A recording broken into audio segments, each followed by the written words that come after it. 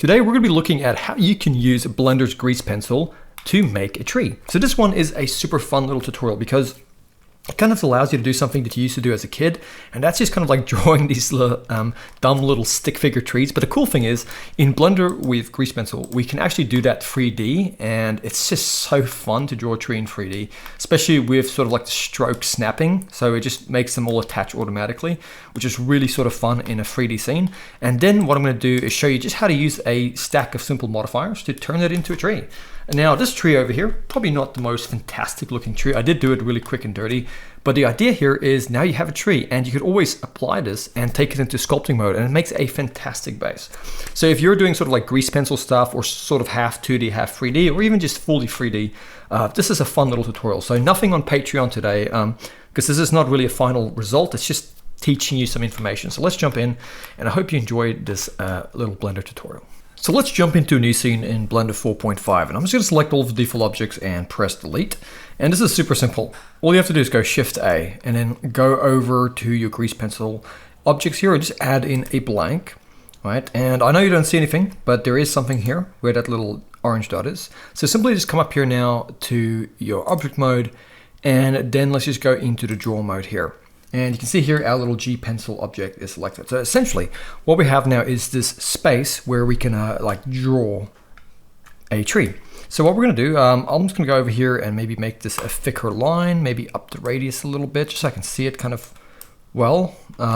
Mess around with the radius all you want. Yeah, I think that's good for me. And we also just want to quickly come up here to the origin, change it to stroke. That's super important. And now this is where it gets really cool. So let's quickly go into our front view like so. And what we're going to do, by the way, this isn't the front orthographic, it's just kind of like the front perspective. We're going to click here in the middle and kind of drag up and just kind of make like a bendy line like that. So now we have what is like the beginning of our tree. And because we have this stroke here enabled, what we can do now, if it doesn't matter what sort of view angle you're in, if you come here and click on this line and you kind of drag out and draw another branch, you can see it automatically kind of fuses together here, which is super cool, right? So now we can kind of come from different view angles and we can kind of draw and just sort of make sort of like branches. So let's come over here. You can literally, this is like your inner child on like steroids. You can come here and just draw trees the way you used to back in the day, just like on a sheet of paper. It's just so fun, and it's actually in 3D space, which is just so cool that you can actually do this. And I find it's actually really sort of zen and relaxing, so that's kind of like a bonus as well. But what you want to do is just kind of, you know, use your imagination. So I might add a branch here. The trick here really is to kind of just spin yourself from as many angles as you can, just to have as much variety and sort of branching structure as possible. There we go. So I'm going to kind of leave it at that. I think that'll be a perfect example. Okay, cool. So what we're going to do is we're going to go back into object mode, and I'm just going to go Shift D. You don't have to do this, but I just want to kind of have this aside so I can kind of, if I ever want to, you know, edit something or reuse it, I can do that. But I'm going to select this one over here, the original. And let's just type F3 on the keyboard. So hit F3 key, and then you can just type in convert, and then just go to convert to mesh. Okay, so now it's converted to a mesh object. If you tab into edit mode and you go to the vertex select, you can see we have all of this. Now some of these are not really sort of merged, and you don't want to come in here and manually merge all of them. That'll be kind of like a headache. So what you can do back in object mode is just go over to your modifiers, add modifier, search, and then you can just type in weld, grab the weld modifier, and then just sort of up this value until every kind of thing kind of fuses together. You can keep upping that value until it all really kind of fuses together. But I'm going to keep it there. I think that looks great. And then what we can do is we can go add modifier again, search, and this time we're going to get a skin. And let's get a skin modifier.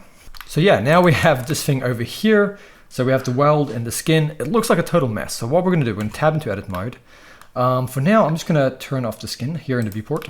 And what you want to do is you want to select all of the ends of these end vertices here, right? I think that'll do for now. I think I've got all the tips. Then let's enable the skin modifier again. And what we'll do now is we'll go Control A or Command A, and that's scaling the tips, but we should probably come here and just enable the proportional editing. And that way, if we go Control A and scale with the proportional editing, you can roll the middle mouse button to control the fall off. But if we do that, you can see we can kind of really sort of scale this and make it look cool. And once you have done that as a sort of like a general kind of way, you can always come in here and individually just sort of like pull around and refine some of these branches. It's just really, really simple. You don't have to spend too much time. I'm just gonna, select this little loose bit here and just delete it because that didn't merge very well.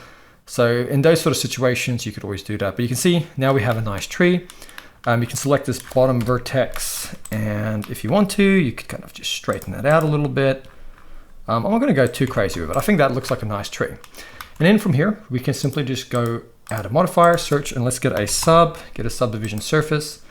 And by the way, if you're skin modifier here, you can enable smooth shading. So you actually see it as a smooth shading thing here. And now we have this, we have a subdiv modifier. And then you can go add modifier, search, and type in remesh, get a remesh. And let's just make the voxel size 0.04 or maybe even 0.02. Up the adaptivity a little bit. Enable smooth shading, which is kind of redundant because we did it with the skin, but you kind of get the idea here. And then for added measure, you can go add modifier, search, and get a displace. Get a displace modifier, go new, and then go over to your texture properties. Change the type to cloud, and then go back to your modifiers and just drag down the strength. And now here we have a nice old looking tree. And the cool thing is, it's completely procedural still because, well, not completely. We kind of have the mesh here, but you can still come in here, Control A, and just kind of refine branches a little bit. But yeah, that's kind of how you do this. It's really not actually that hard. It's a ton of fun to do, and you can also go ahead and now apply this if you wanted to, and then jump into like a sculpting workspace and sculpt it.